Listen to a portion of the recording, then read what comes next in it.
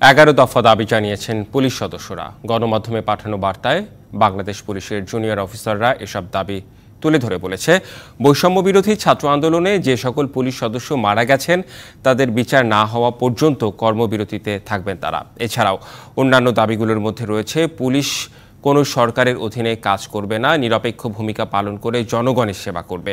Police কোনো MP মন্ত্রীকে protocol দিবে না, 8 ঘন্টার বেশি ডিউটি করবে না।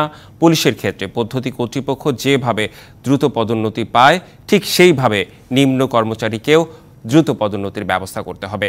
পুলিশের 20 দিন ছুটি বৃদ্ধি করে 60 দিন করতে হবে।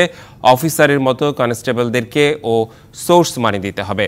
পুলিশকে প্রত্যেককে মাসে 10 তারিখের মধ্যে টিও বিল নিশ্চিত করতে হবে। পুলিশের ঝুঁকি ভাতা বৃদ্ধি করতে হবে। প্রত্যেক পুলিশ সদস্যকে নিজ রেঞ্জে বদলি করতে হবে। যেমন এক কনস্টেবলের বাড়ির নেত্রকোনা থাকে, বদলি করা হয় চট্টগ্রাম রেঞ্জে।